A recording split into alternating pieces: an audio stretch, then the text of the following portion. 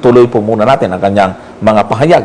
Kaya nga, nang makasumpong si Apostol Pablo ng mga Kristiyanong nangingilin ng mga araw at buwan, pinuri ba niya sila? Sinang-ayunan kaya sila ni Apostol Pablo? Ganito po ang mababasa natin dito po sa Galatia sa 4:9-11. Pakinggan po ninyo ang pangyayari sa panahon ng unang Kristiyano. Datapwat ngayon, yamang nakikilala na ninyo ang Diyos, o ang lalong mabuting sabihin, kayo'y nangakikilala ng Diyos, bakit muling nangagbabalik kayo doon sa mahihina at walang bisang mga pasimulang aral, na sa mga yaoy ninanasa ninyong magbalik sa pagkaalipin? Ipinangingilin ninyo ang mga araw at mga buwan at mga panahon at mga taon. Ako'y natatakot tungkol sa inyo. Baka sa anumang paraan ay nagpagal ako sa inyo ng walang kabuluhan. Sa mga talatang ito, malinaw po na talagang may mga Kristiyanong nagbabalik pa sa pagkaalipin.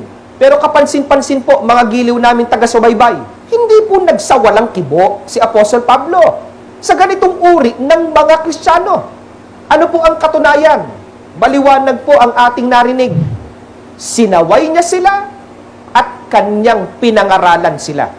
Hindi na ho natin babasahin yung talata kasi binasa na po niya, no, mga kapatid. Doon lang po tayo sa papaano natin itatama yung maling interpretasyon ng mga Iglesia ni Cristo tungkol sa mga talatang ito. Ito ba ay pagkontra doon sa pinangingilin ng Seventh-day Adventist o pagkontra ito doon sa mga kautusan na hindi na talaga dapat ipangilin sa panahong Kristiyano? Dapat ho ninyo tandaan, mga kapatid, mga kaibigan, hindi lahat ng nasa lumang tipan ay sinusunod ng Seventh-day Adventist. Meron pong mga kautusang seremonyal na nagtapos sa cross na hindi na dapat ipangilin, kung saan ipinapangilin ito at ina-observe pa rin ito ng mga tao, lalo na po dito sa talatang binasa niya sa Kapitulo 4 ng Aklat ng Galatia. Ngayon, pansinin ninyo, meron po akong sinangguning isang scholar na hindi Seventh-day Adventist. Ano ang interpretasyon niya, ano ang kanyang paliwanag tungkol doon sa talata na ginamit ng Iglesia ni Cristo sa Kapitulo 4 ng Galatia, talatang 9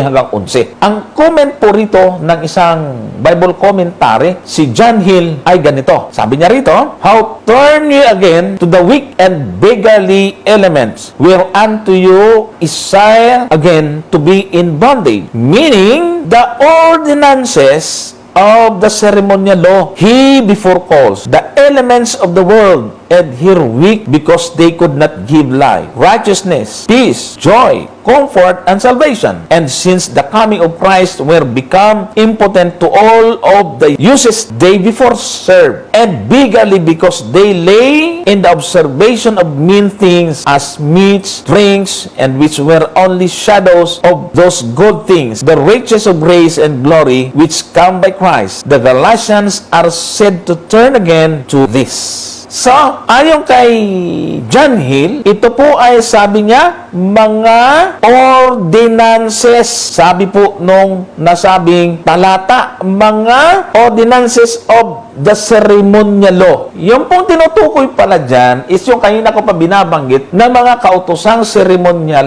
na may inaaninuhan. Ang shadow o yung katuparan nito ay ang kamatayan ng ating Panginoong Jesucristo. Sa isang translation, sa Contemporary English Version, yung Galatians chapter 4, sabi po dito, verse 9, "But now you know God, or better still, God knows you. How can you turn back and become the slave of those weak and pitiful power?" Sa verse 10, "You even celebrate certain days, months, seasons, and years. I am afraid I have wasted my time working with you." Ang linaw po dito sa Contemporary English Version, ni halos nandun din sa comment ng isang scholar na si John Hill, na binabanggit po rito, mga kapatid, ay ano? You celebrate certain days, months, seasons, and years. Ito po yung mga tinatawag natin mga listahan na mababasa po natin sa aklat ng Leviticus Kapitulo 23. Napakaraming mga festivity na ginagawa ng mga Hudyo. Sa panahon ng ating Panginoon, yung kasi ay umaanino. Ang natumupad nito ay ang kamatayan ng ating Panginoong Hesukristo. Binanggit din mismo ito sa aklat ng Hebreo, Kapitulo 9, talatang 9, na hindi talaga ito magpapasakdal sa sumasamba. Sabi ganito, na yaoy isang talinghaga ng panahong kasalukuyan, ayon dito ay inihahandog ang mga kaloob at mga hain tungkol sa budhi na hindi magpapasakdal sa sumasamba. O yun, sa talatang 12, at hindi rin naman sa pamagitan ng dugo ng mga kambing at ng mga bulong baka, kundi sa pamagitan ng kanyang sariling dugo, ay pumasok na minsan magpakailanman sa dakong banal na kinamtan ang walang hanggang katubusan. 14. Gaano pa kaya ang dugo ni Kristo na sa pamamagitan ng Espiritu na walang hanggan ay inihandog ang kanyang sarili na walang dungi sa Diyos, ay maglilinis ng inyong budhi sa mga gawang patay upang magsipaglingkod sa Diyos na buhay. Ito po yung katuparan, mga kapatid, sablay. Hindi na po ginagawa ng mga Seventh Adventist yan. Ang inobserve ng Seventh Adventist is yung ika-7 araw, hindi ho yan kasama roon sa tinatawag mga festival, days, mga araw, yung taonan po nilang isineselebrate, mga kapatid at mga kaibigan.